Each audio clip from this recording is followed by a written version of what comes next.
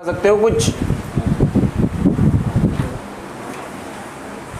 ये धीरे धीरे बूंद बूंद करके ही घड़ा भरेगा, बता रहा हूँ तुम्हें। ठीक है, अगर आप रटने की कोशिश कर रहे कि पेपर आएगा ताल रट लेंगे सारे, विद्युत परियोजना रट लेंगे सारे, सारी नहीं रटी जाती, पता नहीं कौन सी आ जा फिर वहाँ। ठीक है, चलो अच्छा बात कर रहे हैं हम, जो हमने केदारनाथ मंदिर लिखा था, है जी, केदारनाथ मंदिर की बात करेंगे।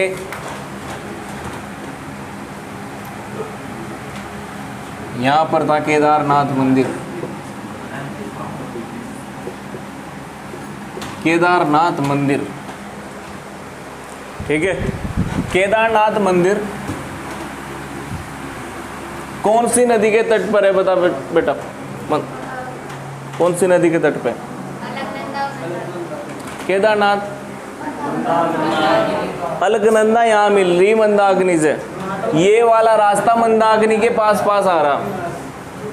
यहाँ पर कौन सी नदी है? अलकनंदा मंदाकिनी रुद्रप्रयाग में मिल रही है।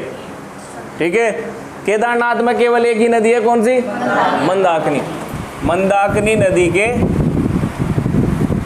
तट पर। ठीक है, अब बताओ ऊंचाई।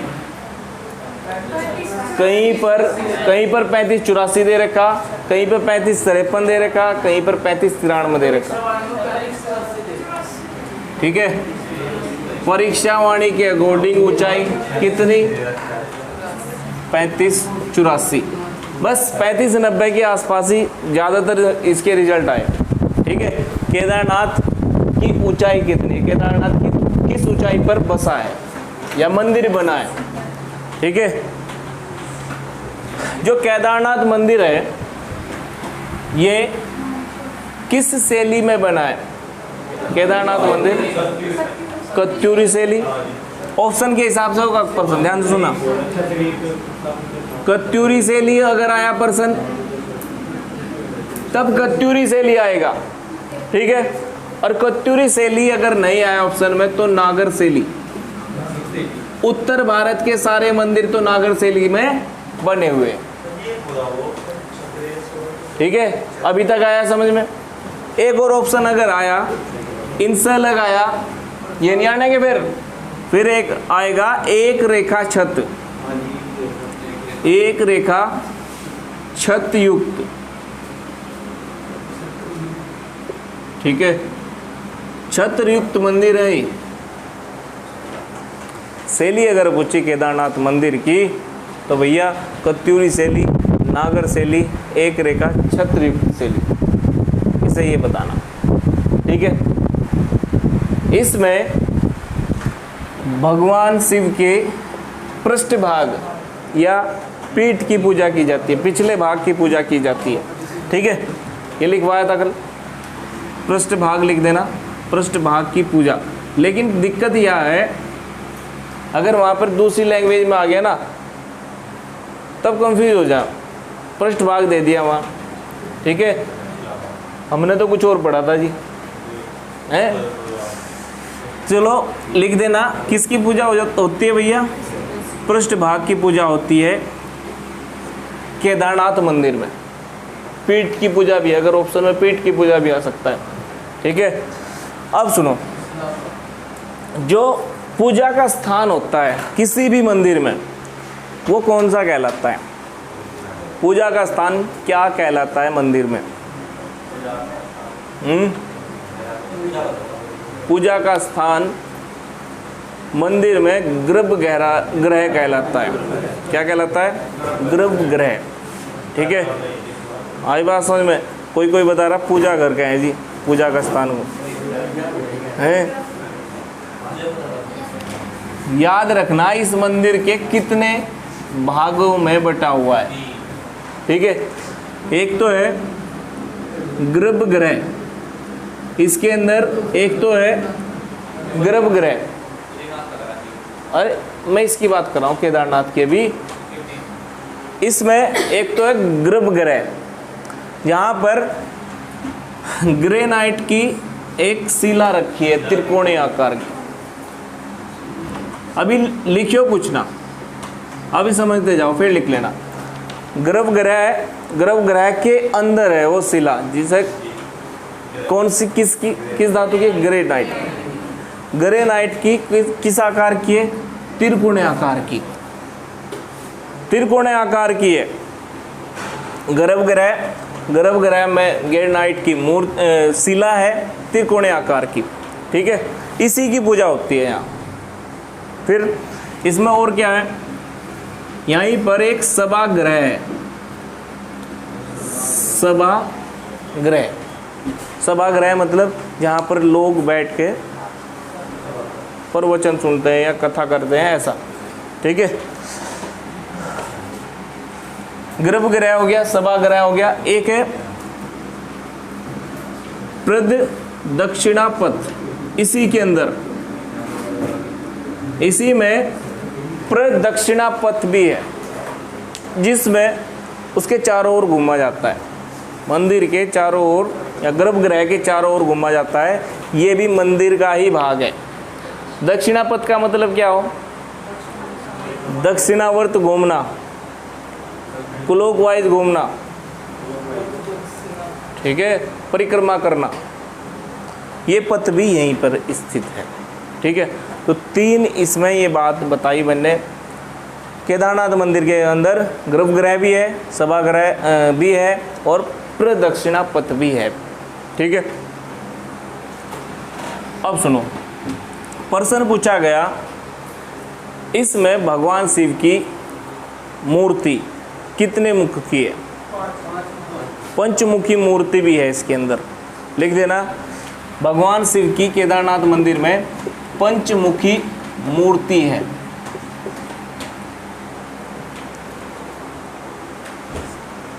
पंचमुखी मूर्ति है, लिख दिया। हो गया ना? पंचमुखी मूर्ति भगवान शिव की कहाँ है? केदारनाथ। ठीक है, चलो इतनी बात कंप्लीट हुई। तो इसके बाद सुनो, यहाँ पर पुजारियाँ, जो पुजारी है, पुजारियों को क्या कहा जाता है? ठीक है, केदारनाथ के पुजारी होते हैं रावल। ठीक है, आई बात समझ में? केदारनाथ के पुजारी कौन होते हैं? रावल होते हैं। और ये दक्षिण भारत के ब्राह्मण हैं। दक्षिण भारत के ब्राह्मण हैं ये रावल, और भैया यही पूजा करते हैं यहाँ। दक्षिण भारत के ब्राह्मण हैं, यही पूजा करते हैं केदारनाथ मंदिर में। और किसी का दबदबा नहीं है, इन्हीं का ही। इन्हें जंगम भी कहा जाता है, इन्हें जंगम पुजारी भी कहा गया कहीं कहीं पे, जंगम पुजारी। ठीक है, लो भैया, रावल पुजारी बद्रीनाथ में भी है और रावल पुजारी केदारनाथ मंदिर में भी। ठीक है, अब प्रश्न ये बताओ, केदारनाथ और बद्रीनाथ में यात्रा सबसे पहले किसकी की जाती है?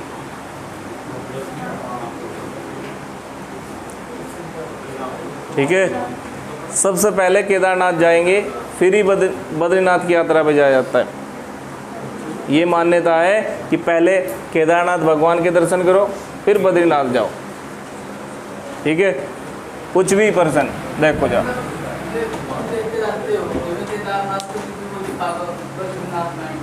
है जी, ऐसा तो कुछ नहीं है, आप जा सकते हो बद्रीनाथ भी, लेकिन अगर पुण्य मिलेगा तो पहले केदारनाथ की दर्शन करो, फिर बद्रीनाथ के दर्शन, ऐसा। ठीक है, प्रश्न सुनो, क्या कह रहे? हाँ बिल्कुल, बुरा देव इसमें भी है। सबसे पहले रक्षक बुरा देव मिलेगा यहाँ, भैरवनाथ। बुरा देव भैरवनाथ अलग अलग है क्या? ठीक है, भैरवनाथ का मंदिर है शुरू में इसमें, फिर उसके बाद केदारनाथ मंदिर के दर्शन किए जाते हैं। अब सुनो आगे, किन पर्वतों के बीच स्थित है केदारनाथ मंदिर? लिखो जरा कौन कौन से पर्वत है यहाँ से देखो। एक तो है खर्चाखंड और एक है भरतखंड, एक है केदारखंड। ये पर्वत इसी के पास स्थित है, ठीक है। खर्चाखंड, भरतखंड, केदारखंड कहाँ स्थित है? केदारनाथ मंदिर के चारों ओर, ठीक है। ऐसे घेर रखा है इसको, केदारनाथ मंदिर। लिख दिया? लिखो जरा। केदारनाथ मंदिर समिति का मुख्यालय कहाँ है? जो केदारनाथ मंदिर केदारनाथ मंदिर का संचालन कहाँ से होता है, ये प्रश्न है। केदारनाथ मंदिर समिति का मुख्यालय केदारनाथ में नहीं है, ऊखीमठ में। लिख देना, केदारनाथ मंदिर समिति का मुख्यालय, केदारनाथ मंदिर समिति का मुख्यालय ऊखीमठ में स्थित है, ठीक है। ऊखीमठ के पास था तुंगनाथ, बता था ना कल। ऊखीमठ, तुंगनाथ मंदिर, ठीक है। ये हुआ मंदिर समिति का। अब लिखो इसके शीतकालीन आवास, इसका शीतकालीन आवास ऊखीमठ ही है, यही लिख देना बस। और मंदिर है ओंकारेश्वर मंदिर, ओंकारेश्वर मंदिर, ये भी लिख देना। क्या बोला? केदारनाथ मंदिर का शीतकालीन आवास, केदारनाथ मंदिर का शीतकालीन आवास ओंकारेश्वर मंदिर कहाँ है? ऊखीमठ में, ठीक है। अब बताओ प्रश्न क्या है? यमुनोत्री का शीतकालीन आवास क्या था? खरसाली।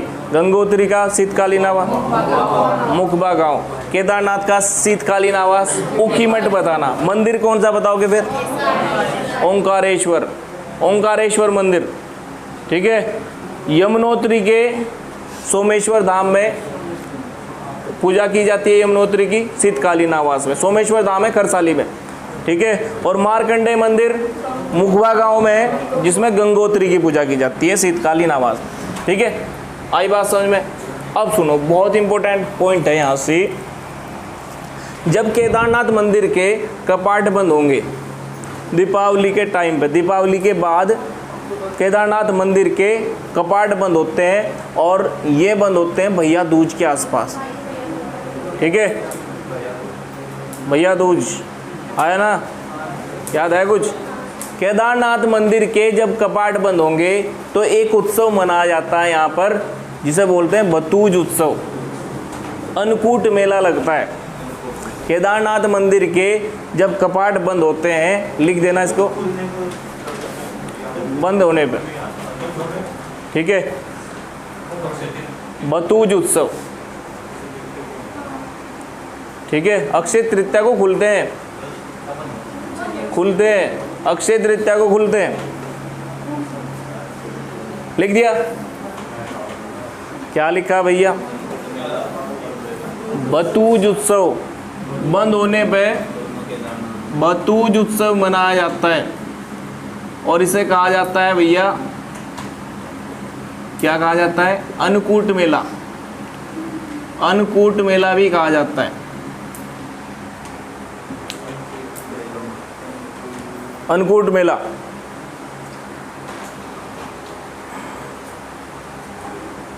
लिख दिया?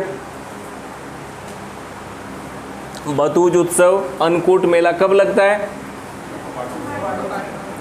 जब इसके शीतकालीन आवास या शीतकालीन कपाट बंद होंगे, ठीक है। या इसके कपाट बंद होंगे, कब होंगे? दीपावली भैया दूज के आसपास, और फिर अक्षय तृतीया पे खुल जाएंगे। अप्रैल है, लेकिन प्रश्न ये है कपाट खुलने की तिथि कब घोषित की जाती है? ये प्रश्न आया हुआ बसंत पंचमी पे, ठीक है। केदारनाथ के कपाट खुलने की तिथि घोषित की जाती है बसंत पंचमी पे। ये भी पर्सन है भैया, ठीक है। याद रहेंगे इतना कुछ, नहीं याद करोगे तो फिर इन्हीं में से पर्सन आएगा। देखो ये बेसिक टॉपिक है और इनमें से पर्सन किसी ना किसी पेपर में जरूर टपकता है।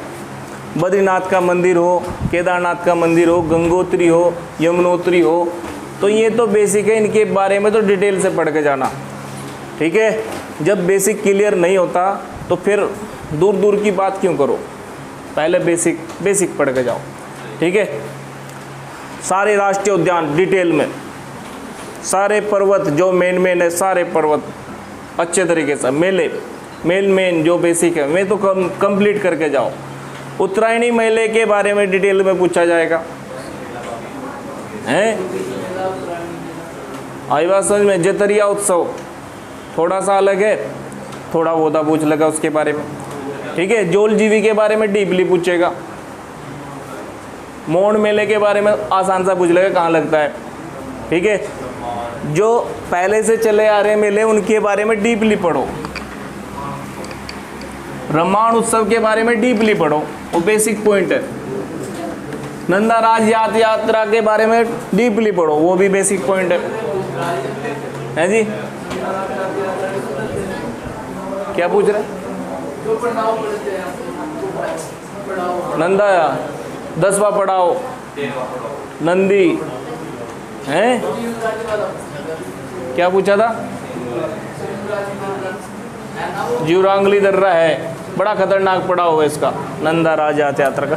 अलग से लिखवाओगे, जैसे ही आपकी ये चमोली जिला चलता है उसमें नंदा राज यात्रा के बारे में फिर से बताया जाएगा। पहले भी पढ़ा रखा, अब फिर बता देंगे, ठीक है। बताओ भाई, केदारनाथ मंदिर में शिला कौन सी है? एक शिला पूछी जाती है यहाँ पे, एक भृगु शिला है। भृगु शिला कहाँ स्थित है? एक भीम शिला यही है, ठीक है। भीम शिला का नाम तो अभी 2016 के बाद पड़ा है। भृगु शिला और भीम शिला कहाँ स्थित है? केदारनाथ मंदिर के पास, ठीक है। चलो अब लिखो जरा, केदारनाथ मंदिर में एक गुफा है जिसमें नरेंद्र मोदी ने तपस्या की थी जाके, केदारनाथ मंदिर में। बताओ उस गुफा का नाम क्या रखा गया? ध्यान गुफा, ठीक है। ध्यान गुफा कहा जाता है उसको, जो केदारनाथ मंदिर में पीएम मोदी ने इसमें तपस्या की थी। हाँ जी, क्या जी? ना, केदारनाथ मंदिर के अलग, रावल है जी, दोनों जगह है रावल। ये सुनो भाई, कुछ रावल तो रहते होंगे किसके लिए? ऊखीमठ में, बस केदारनाथ मंदिर के लिए। जो रावल पुजारी रहते हैं ऊखीमठ में रहते हैं, केदारनाथ मंदिर की पुजारी। और बद्रीनाथ के रावल वे अलग हैं, वे वहीं रहते होंगे, ठीक है। बद्रीनाथ के आसपास जहाँ पर शीतकालीन आवास होता है बद्रीनाथ का, वहाँ रहते हैं। ना जी ना, काम का नाम बता। इतनी देर लेट उठा? 5-10 minute 15 minute 20 minute. Serious job नहीं है ना, वो अपने आप के भविष्य को खराब कर रहा बिल्कुल। बाद में टाइम ही नहीं मिलने का, 4-5 साल के बाद जाएगी भर्ती। अगर पुलिस की अब आई ना, अब देख लो 7 साल बाद आई, क्या होगा फिर भाई?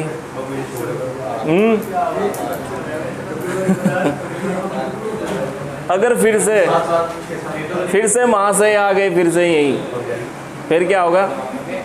पूरा चांस थोड़ा ही कि बदल जाएगी सब कुछ, ऐसा थोड़ा ही है चांस। ये ऐसी पार्टी है, टाइम पे कुछ ना कुछ ऐसा कर दे, मूड बदल जा लोगों का।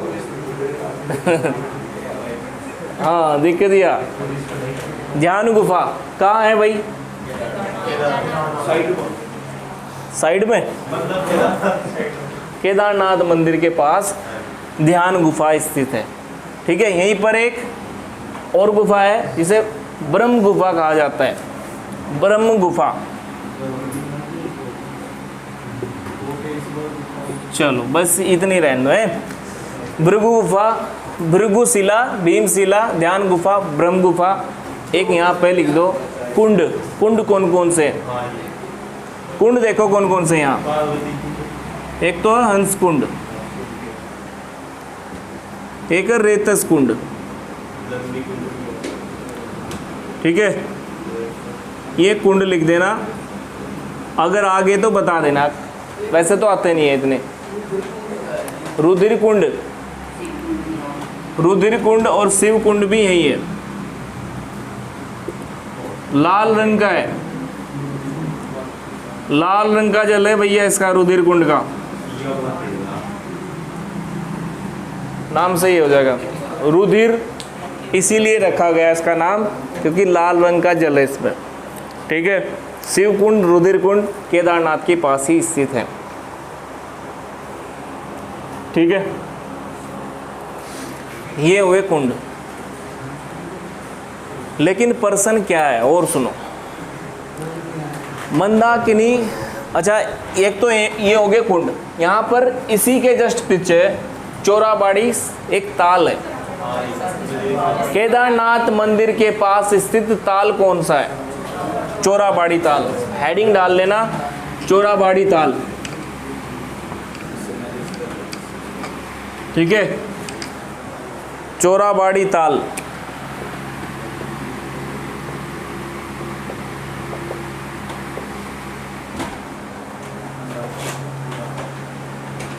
चोराबाड़ी ताल, चोराबाड़ी ताल केदारनाथ मंदिर के जस्ट पीछे। ठीक है, यहीं से मंदाकिनी नदी निकलती है। वो मंदाकिनी नदी कहाँ से निकलती है भैया? चोराबाड़ी ताल से, और फिर वो नीचे बहते बहते बहते कहाँ जा जाती है? रुद्रप्रयाग में। और रुद्रप्रयाग में फिर किस नदी से मिल जाती है? अलकनंदा नदी से। ठीक है, पहले तो आई चोराबाड़ी ताल से, चोराबाड़ी ताल से केदारनाथ में, केदारनाथ के बाद फिर गौरी कुंड, सूर्य कुंड वगैरह, सोनप्रयाग वगैरह सब होते होते कहाँ चली जाएगी? रुद्रप्रयाग। अब आए समझ में हो? केदारनाथ मंदिर किस नदी के पास है? मंदाकिनी नदी के पास। ठीक है, चोराबाड़ी ताल है जो, इस ताल को गांधी सरोवर, गांधी सरोवर भी कहा जाता है। नाम सुन लेना इनके कौन कौन से। गांधी सरोवर, सरवदी ताल, इसे सरवदी ताल भी कहा जाता है, और इसे सराय ताल भी कहा जाता है। ये नाम है इसके। ये बेसिक पॉइंट है, इसके बारे में डीपली पर्सन। चोराबाड़ी ताल कहाँ पर है? अगर पूछ लिया तो रुद्रप्रयाग, कभी पूछ लिया, लेकिन इतना आसान अब पूछेगा नहीं, क्योंकि जब केदारनाथ त्रासदी हुई थी 2013 में, उसके बाद चोराबाड़ी ताल को सभी जानते हैं लगभग। इसी चोराबाड़ी ताल में बादल फटा था, और बादल फटने के बाद ये टूट गया था, इसका बांध जो बनना था, बांध चोराबाड़ी ताल का, ये टूट गया। और फिर जल कहाँ गया? सीधा मंदाकिनी नदी में। और मंदाकिनी नदी में के पास स्थित है केदारनाथ मंदिर। ठीक है, और केदारनाथ मंदिर के पास जो ये गांव था, यहाँ पे सभी श्रद्धालु वगैरह सब साफ हो गए थे इस बाढ़ में। ठीक है, और ये किसने बचाया था मंदिर?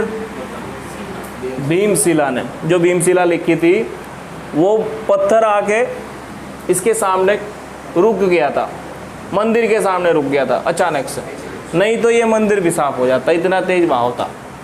ठीक है, हो गया।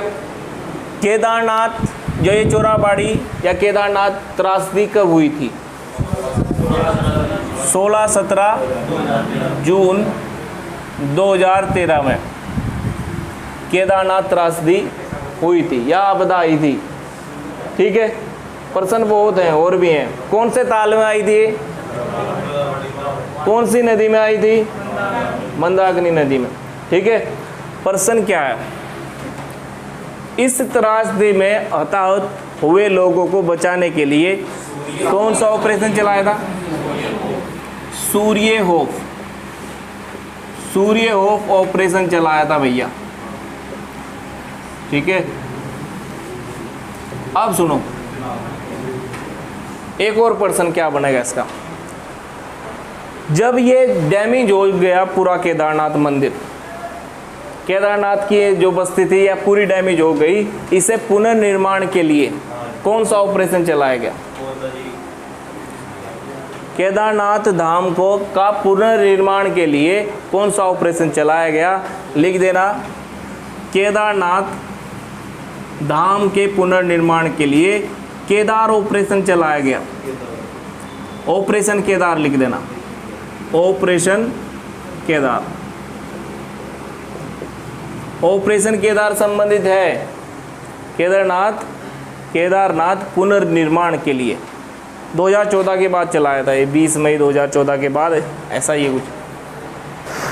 सूर्य होप ऑपरेशन सूर्य होप किससे संबंधित था, आपदा से ग्रस्त लोगों को बचाने के लिए।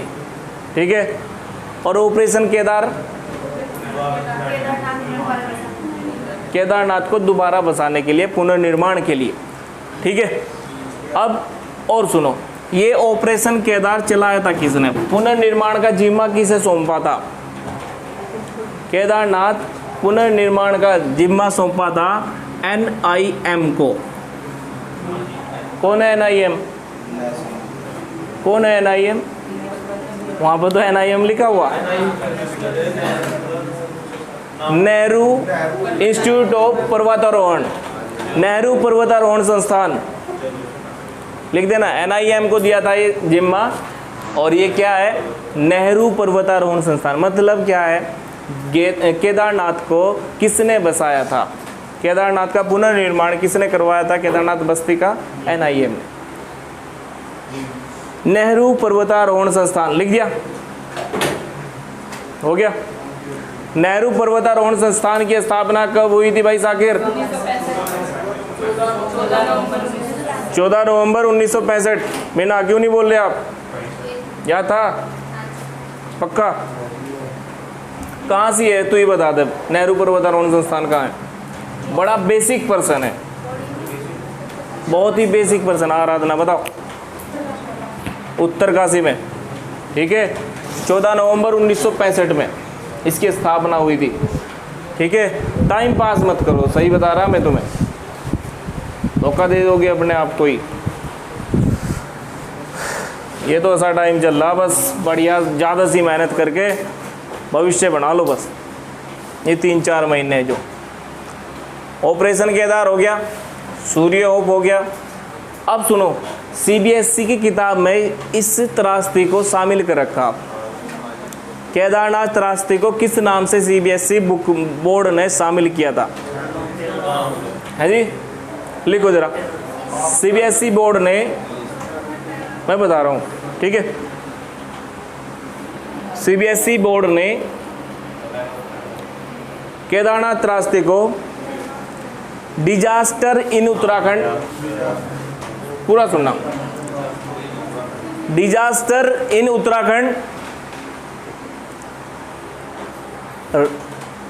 टेरर और रेन ऑफ टेरर, ऐसे लिखना। Disaster in Uttarakhand, terror, sorry पहले रेन लिखना, रेन ऑफ टेरर। टेरर का मतलब क्या है, आतंकवादी, आतंकवाद फैलाया इस आपदा ने, बताओ। ठीक है, फिर से डिजास्टर इन उत्तराखंड, फिर लिखना रेन ऑफ टेरर, ऐसे अनुपात का निशान लगा के बीच में, रेन ऑफ टेरर। ठीक है, टेरर लिख दिया ना, हो गया। ये हुआ केदारनाथ मंदिर के बारे में। SDRF की स्थापना कब हुई थी, 2013 में। ठीक है, SDRF की स्थापना कब हुई थी, 2013 में, ये लिख दो। SDRF, SD, ये लिख दो, लिख दो। SDRF की स्थापना 2013 में हुई थी, ठीक है। बस ये हुआ केदारनाथ, केदारनाथ मंदिर। SDRF, SDRF की फुल फॉर्म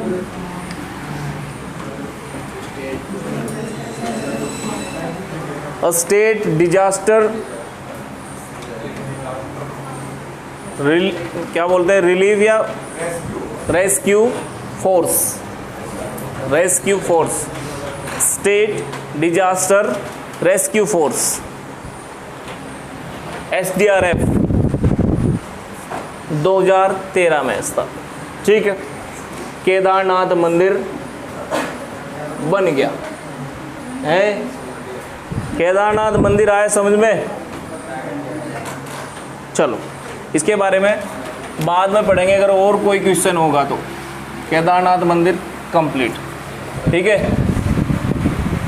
प्रथम केदार अगर पूछेगा ना, प्रथम केदार किसे कहा जाता है, तो केदारनाथ मंदिर ये प्रथम केदार। पंच केदार देना, पंच केदारों में प्रथम केदार केदारनाथ मंदिर। द्वितीय केदार, द्वितीय केदार लिख देना। द्वितीय केदार है मदम महेश्वर नाथ, ठीक है, मदम महेश्वर नाथ।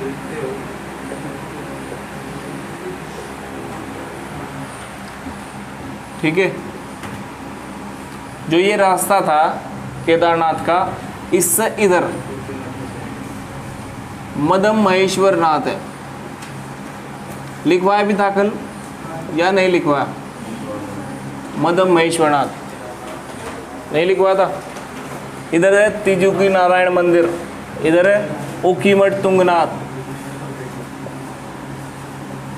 ठीक है, मदम महेश्वर नाथ और फिर तीसरे केदार होगा तुंगना, ठीक है। सबसे पहले बात करें मदम महेश्वर नाथ की। चौखंबा शिखर पर स्थित है, चौखंबा शिखर पर स्थित है मदम महेश्वर नाथ, ठीक है। चौखंबा शिखर पर स्थित कौन सा केदार है? मदम महेश्वर नाथ, ठीक है। इस मदम महेश्वर नाथ के पास एक बुग्याल है, मदम महेश्वर नाथ मंदिर के पास एक बुग्याल है, कसनी बुग्याल। अब प्रश्न है, कसनी बुग्याल किस जिले में होगा? कसनी बुग्याल रुद्रप्रयाग में होगा। कसनी बुग्याल के चारों ओर, किसके चारों ओर है, या कसनी बुग्याल किसके मंदिर के पास है? मदम महेश्वर नाथ के पास। सबसे बढ़िया पर्सन, बेसिक पर्सन बनता है बद्रीनाथ का। बद्रीनाथ के चारों ओर कौन सा बुग्याल है? वहाँ पर एक केला बुग्याल, ठीक है। वो बेसिक पर्सन इसलिए है, कभी भी किसी भी पेपर में आ सकता है। बद्रीनाथ मंदिर के बारे में सब जानते हैं, उसके चारों ओर बुग्याल पूछ लिया। कौन सा बुग्याल है बद्रीनाथ मंदिर के चारों ओर? केला बुग्याल। मदम महेश्वर नाथ के चारों ओर बुग्याल कौन सा? कसनी बुग्याल, ठीक है। अब सुनो, इस मदम महेश्वर नाथ की भी पूजा शीतकालीन ऊखीमठ में होती है भैया। कौन कौन से मंदिर की पूजा शीतकालीन आवास या शीतकालीन पूजा कहाँ होती है? ऊखीमठ में होती है। कौन कौन से की? एक तो केदारनाथ की और एक मदम महेश्वर नाथ की। कौन से मंदिर में होगी? यहाँ भी ओंकारेश्वर मंदिर, यहीं पर है, रावल रहते हैं, रावल पुजारियों का निवास ऊखीमठ। रावल पुजारियों का निवास क्या कहलाता है? कहाँ है? ऊखीमठ में, ठीक है। ये हुआ मदम महेश्वर नाथ, खत्म, ठीक है। अब लिखो तृतीय केदार। तृतीय केदार, तृतीय केदार है। अच्छा ये भी लिख लेना, मदम महेश्वर नाथ में किसकी पूजा होती है? नाभि की, है, मध्य भाग की, नाभि की पूजा होती है। और केदारनाथ में पृष्ठभाग की, पीठ की, ठीक है। और तृतीय केदार तुंगनाथ में कहाँ की पूजा? तुंगनाथ में भुजाओं की, ठीक है। आई बात समझ में? भुजाओं की पूजा। तुंगनाथ मंदिर चंद्रशिला पर्वत पे, चंद्रशिला शिखर पर, चंद्रशिला शिखर पर स्थित कौन सा मंदिर है? तुंगनाथ। अब प्रश्न पूछेगा भृगुशिला कहाँ है? केदारनाथ में। चंद्रशिला कहाँ है? तुंगनाथ में, ठीक है। तुंगनाथ सर्वाधिक ऊंचाई पर स्थित मंदिर है 3680 है सर्वाधिक ऊंचाई। देख लेना ऊंचाई कितनी है, 3680 मीटर, ठीक है। 3880, 3680 ऐसी है। सबसे ज़्यादा ऊंचाई इसी की है। सबसे ज़्यादा ऊंचाई पर केदार पूछ लिया, यही है। सबसे ज़्यादा ऊंचाई पर स्थित देव मंदिर पूछ लिया, तब भी यही तुंगनाथ, ठीक है। तुंगनाथ मंदिर की पूजा, जो शीतकालीन आवास पूजा है, ये मक्कू मठ में होती है भैया। मक्कू मठ में है, ऊखी मठ के पास मंदिर ये। हाँ जी, कहाँ है, किसके पास स्थित है तुंगनाथ? ऊखी मठ के पास। लेकिन इसी के पास स्थित एक मठ है मक्कू मठ, वहीं पर इसकी पूजा होती है। ऊखी मठ में किस किस की पूजा? केदारनाथ और मदन महेश्वर नाथ की। और तुंगनाथ की पूजा कहाँ? मक्कू मठ में, मक्कू मठ में, ठीक है। मक्कू मठ में केदारनाथ मंदिर की पूजा की जाती है, ठीक है। तुंगनाथ मंदिर के पास दो ऐसे बुग्याल हैं, बुग्याल यहीं पर कवर हो रहे, ध्यान से सुनना। एक तो यहीं पर देवरिया बुग्याल है। देवरिया बुग्याल किस मंदिर के पास है? तुंगनाथ मंदिर के पास। देवरिया बुग्याल तुंगनाथ मंदिर के पास है। और ये बुग्याल मेन है कौन से? रुद्रप्रयाग जिले में पड़ता है देवरिया बुग्याल, ठीक है। देवरिया ताल लिखना, ये ताल लिखना बेटा, ताल है बेटा ये। देवरिया ताल किस मंदिर के पास है? देवरिया ताल तुंगनाथ मंदिर के पास स्थित है। और इसमें चौखंबा शिखर का प्रतिबिंब दिखाई देता है, इसलिए फेमस है ये ताल। चौखंबा शिखर का प्रतिबिंब दिखाई देता है इस ताल में। शीशे का काम करेगा ना, पानी है नीचे और चौखंबा शिखर उसमें दिखाई दे रहा है, उस पानी में। देखो चौखंबा शिखर है कहाँ? मदन महेश्वर नाथ के चौखंबा शिखर का प्रतिबिंब कहाँ दिखाई दे रहा? देवरिया ताल में। चंद्रशिला का नहीं दिखाई दे रहा, चंद्रशिला के पास स्थित है, लेकिन प्रतिबिंब किसका? चौखंबा शिखर का, ठीक है। कभी आप ये समझो कि देवरिया ताल के पास पर्वत कौन सा था?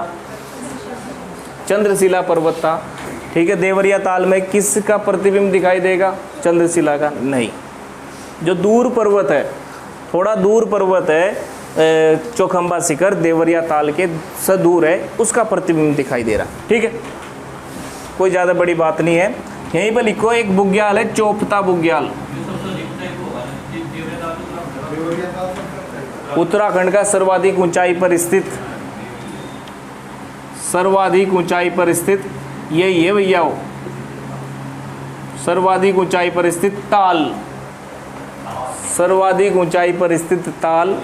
और एक और इसकी इम्पोर्टेंट प्रॉपर्टी क्या है? चौखंबा शिखर की, चौखंबा शिखर और सर्वाधिक ऊंचाई पर स्थित। सबसे बढ़िया तो ये पॉइंट है, सर्वाधिक ऊंचाई पर स्थित ताल कौन सा है उत्तराखंड का? देवरिया ताल, ठीक है। अब मंदिर कौन सा? तुंगनाथ था, तुंगनाथ सबसे ऊंचाई पर स्थित है, उसी के पास एक ताल है, वो भी सबसे ऊंचाई पर स्थित होगा, ठीक है। अब सुनो चोपता बुग्याल है जी, चोपता बुग्याल यही है तुंगनाथ मंदिर के पास। कसनी बुग्याल कहाँ? मदम महेश्वर के पास, ठीक है। और चोपता बुग्याल कहाँ? तुंगनाथ के पास। चोपता बुग्याल गढ़वाल का स्विट्जरलैंड, मिनी गढ़वाल का स्विट्जरलैंड कहलाता है। मिनी स्विट्जरलैंड कौन है? हर्सिल है।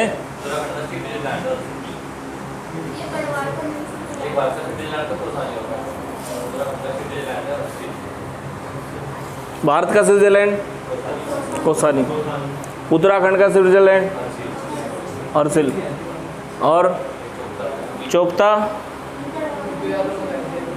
है जी भाई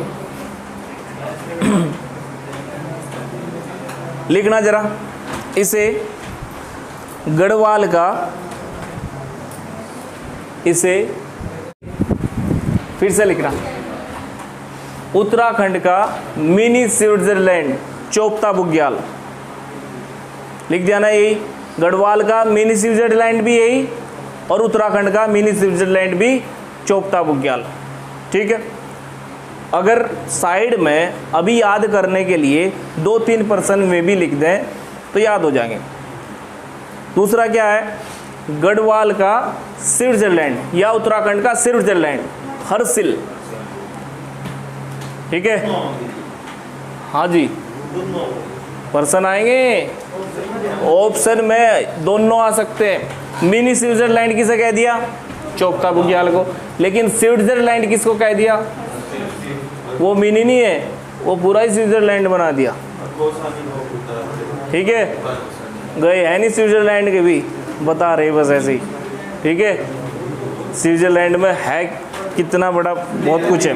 लिख लेना उत्तराखंड का स्विट्जरलैंड, उत्तराखंड का स्विट्जरलैंड हर्सिल, ठीक है,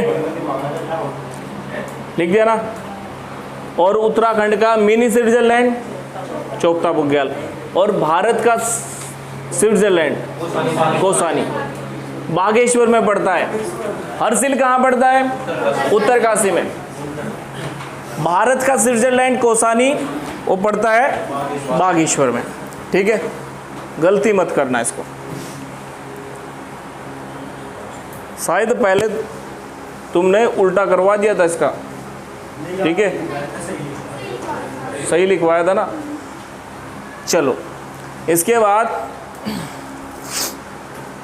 बात करते हैं हम आगे ज्योग्राफी की। और इसके तुंगनाथ हो गया, तुंगनाथ के बाद ऊखीमठ हो गया, ऊखीमठ की बातें बता दी। कालीमठ लिख दो, तो कालीमठ भी अभी समाप्त हो जाएगा। कालीमठ लिखो बेटा, कालीमठ के बारे में। कालीमठ, कालीमठ में काली का मंदिर स्थित है, बिना मूर्ति का। कालीमठ में काली का मंदिर स्थित है, बिना मूर्ति का। मूर्ति नहीं है वहाँ पे कालीमठ में, ठीक है।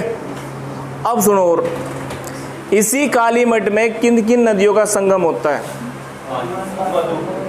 मधुगंगा तो है एक, मंदाकिनी तो है ही है, दूसरी मधुगंगा, ठीक है। लिख देना, मधुगंगा और मंदाकिनी का संगम कहाँ होता है? कालीमठ में, ठीक है। हमने कल भी लिखा था, ये हो गया। ये हुआ कालीमठ। कालीमठ में काली शिला स्थित है, कालीमठ में काली शिला स्थित है, जिसे में कहा जाता है कि जो माता काली देवी थी, उन्होंने जो राक्षस थे शुंभ निशुंभ वगैरह, उनका यहीं पर वध किया था, कहा जाता है। मान्यता है इस काली शिला में। काल शिला या काली शिला कहाँ स्थित है? कालीमठ में, ठीक है। नाम उसे याद हो जाएगा। काली का मंदिर कहाँ है? कालीमठ में। काली शिला कहाँ है? ठीक है। कालिदास का जन्म यही हुआ था माना जाता है, लिख देना कवल्टी में, ठीक है। कालिदास का जन्म कालीमठ में के कवल्टिया में हुआ था। कवल्टिया क्षेत्र में कालिदास का जन्म हुआ। और शिक्षा ग्रहण कहाँ की थी कालिदास ने? कण्व आश्रम में। कालिदास का जन्म कालीमठ के कवल्टिया में, कवल्टिया लिख दो, नहीं लिखा तो इधर लिख दो, ठीक है।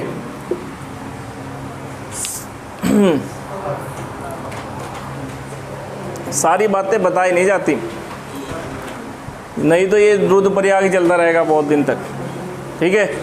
कुछ अपने आप भी पढ़ते रहो हैं, मेन मैंने बताया, बाकी तुम भी पढ़ना, ठीक है। लिख दिया ही, खत्म, कालीमठ खत्म। बात करते हैं हम जियोग्राफी की। आज हिंदी नहीं है, हिंदी शनिवार और सोमवार को चलाई जाएगी है इस बार। हिंदी नहीं पढ़ा रहे आज, कल चलेगी